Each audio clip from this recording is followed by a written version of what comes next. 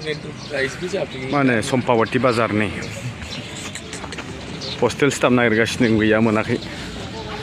सम्पावती बाजारावबो गैया आइपिअ लायनो माबा हस्टेल स्टाफ आइपिअखौथ' बादान दोननायावथ' मोनखानाय नङा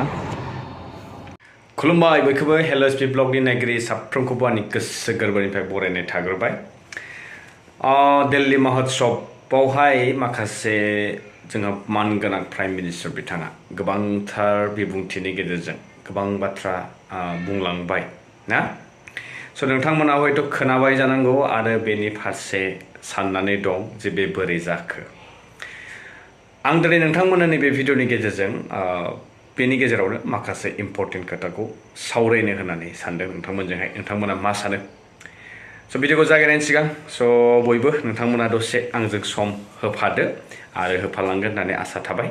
स' बिदिब्ला दिनैनि भिडिअखौ जागायजेननोसै स' रायजोफोर गिबियावनो जब ना माखासे साख्रि नैबे दा साननैसो ओंखारगासिनो दं स' अभारअल जोङो नायनो थाङोब्ला 192 200 and something बेनिफ्राय 300 and दा नै माबा मोनसे फैगासिनो दं स' टटेल एप्रक्सिमेटलि 1000 खौनो हमबाय दा थांनाय जितु 28,000 थार्ड ग्रेड फर्थ ग्रेड स्टेटआ जे होगासिनो दं मानगोनां चरन माजबाद समस्तिनि एमएलए बिपिएफ पार्टिनि बिथाङा गोबाव जाबाय बिथाङा फोरमायदों जे दिनै जोंनि बिटिसि आवहाय जिमाननाखि गामि बै समाव जितु इनक्लुसन जानाय 3087 गामि आरो प्रप'ज माखासे गामि दंबावोमोन 95 भिलेजेस दा बेनि गेजेराव जेन हक बिटिआर एग्रिमेन्टनि गेजेरजोंहाय 40 ना माबा मोनसे गामि इनक्लुसन जानायनि बाथ्रा दा बे जुदि जादोंब्ला जोङो एप्रक्सिमेटलि 3200 150 बा 100 सामथिं जों हमनानै लाबाय दा 28,000 जितु थार्ड ग्रेड फर्थ ग्रेडनि साख्रिखौ जे स्टेटआ डाइरेक्ट रिक्रुटमेन्ट एडिआरए नि थ्रुयैहाय बिथांमोना जे फोसावनाय आरो बेनि गेजेरजों जे बिथांमोना साख्रि थिसनथाइ होदों दा बेवहाय जों बेनि 12.something% जुदि दिहुनोब्ला जों अराउन्ड 3,360 समथिं बेबायदि जब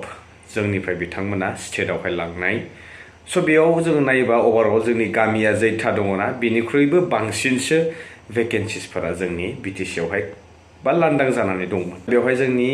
बिटिआर गभर्नमेन्टआव जितु फर्म जादों पिपल गभर्नमेन्ट स' जोबोद मोजाङैहाय एभेलेबल माने मोनसे गामियाव मोनफा जबखौहाय मोननो हानायनि केपासिटि दङमोन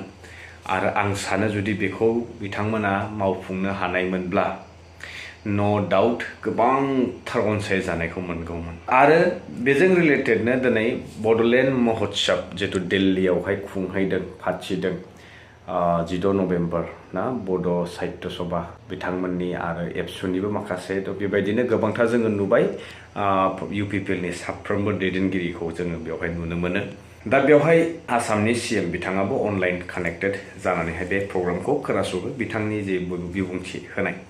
भारतनि प्रधानमन्त्रि बिथाङा दा बेवहाय गोबांथार बाथ्रा बुंदों बेनि गेजेरावनो आङो मोननैसो पइन्टखौ नोंथांमोननो क्लियार खालामनो लुगैदों नोंथांमोना खोनाबाय बा सोरबाया खोनायाखैब्ला बिटिआर एग्रिमेन्टनि दारै जितु पेकेज मोननाय 1500 ना 1600 कौटि होनदोंमोन दा बेखौ हरबाय एन्ड 4000 समथिं केडार्स लिडार्सफोर सारेन्डार जाफैदोंमोन एनडिएफबि बिथांमोननि दा बेनि गेजेरावहाय गोबांथार माने पेरामिलिटारि बायदिसिनाफोरावहाय साख्रि थिसनथाइ खालामनायबो जाबाय होननानै बुंदों आरो मार्टियार्स फेमिलिफोरनो अराउन्ड 5 lakhs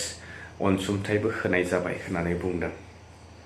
लोगोसेनो आसाम गभर्नमेन्टनिफ्राय माखासे फाइनान्सियेल एड एसिस्टेन्स स्टेटनिफ्रायबो हरदों होननानै बुंदों दा फैसायाथ' बयबो हरदों होनदों बा डेभेलपमेन्टेल स्किम्सनि थ्रुयै हरदों 1500 कौटियाव जानांगौ बे 1500 कौटियाव माखासे इनफ्रास्ट्राक्चार डेभेलपमेन्टखौ हरदों बा मावथ'वाखै मावगोन अन्थाइ खाम्फा बायदिसिना गायसनबाय खोमा बाट साख्रि थिसनथाइ जितु बुंदों 5 लाख रां खरै जितु मार्टियार्सफोरनोहाय फेमिलिफोरनो होनाय जाबाय होनना बुंदों बेफोरो बहा फैसाया हरनायाथ' हरदों नाथाय दिनै पावाराव दिनै थानाया 4 बोसोर जाबाय जोबनोसैयानो नै बिसायख'थियानो सफैबाय दा बिदि मानो जादों आरो मानो बेबायदि जाथावना मानि थाखाय दिनैसिम रायजो राजाफोरनि सिगाङावहाय गुवारै खोथाफोरखौहाय फोरमायथिनानै होआखै मानो रायजो राजाफ्रा दिनै बेफोरखौ मोनथिनो गोनां मोनथिनांगौनि मोन्थाय गैया नामा दिनै मानो खोमसियावहाय जाय रायजो राजाफ्रा अखा बांखा नेवसिगारनानै नोंथांमोनजोंनो सहाय होफादोंमोन जाय बिथांमोना दिनै गाव गावनि गाज्रिनि थाखाय दिनै हारिनि गेजेरावनो सोरखौबा उमुक पार्टिनि होनानैहाय सायख'लायनाय बिजिरलायनाय दिनै जिउ गारनानैबाबो बावसोमनानैबाबो सम गारनानैबाबो जियानो हक जोंनि बर'आनो नाजादोंमोनथ' दा बेनि गेजेरावनो जों बिदा फंबाय जों न'खरनि मोनसे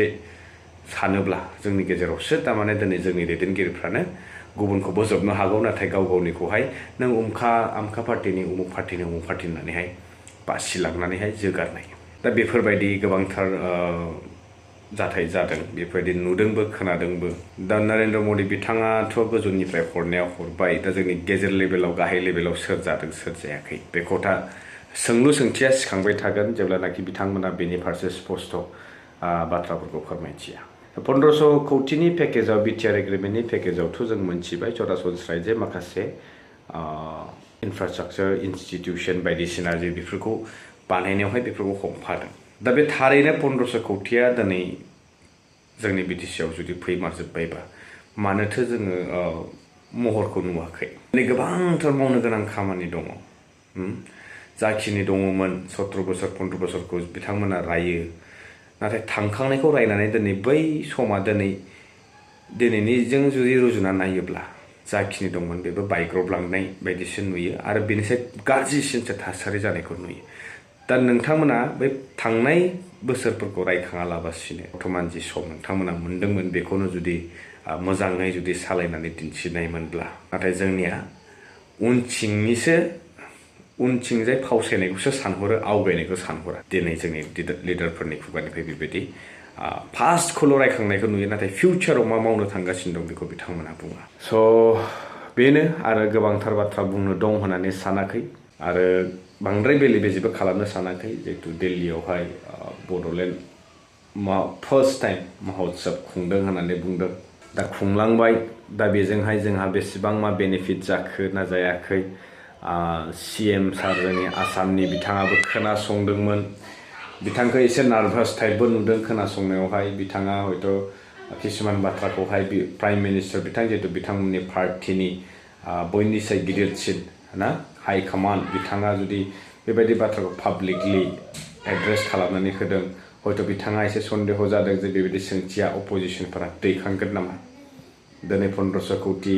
मार्टियार्सफोरनो 5 लाख खरै रां हरदोङो पेरामिलिटारि फर्सफोरा अलरेडि माने साख्रि थिसनथाइ जाबाय दा गेदेरसिन सोंलुआ बेसो जे दिनै जाय बिथांमोनजोंहाय सुक्तिखौ खालामदों पिस एकर्ड होननानै बुंदों बिथांमोनखौहाय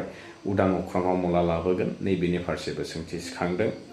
आरो एपिलबो खालामनाय जादों दा गनायगोन ना गनाया जोङो सम थासान्दि बिथांमोनखौहाय मोजाङै मोजां दिहुनजानायखौ लुबैयो आरो जों मालाबाबो लुगैया जे बिथांमोनखौहाय पलिटिकेलि माबा मोनसे पलिसिस बानायनानै बिथांमोनखौ आरो बेवहाय माने फिदिंफ्लेबाय थानायखौ दा जेन हक रायजो नोंथांमोन दिनैनि बुंनो गोनाङा नैबेसेनोसै आसा खालामदों नोंथांमोना आं दिनैनि बे सावरायनायनि गेजेरजोंहाय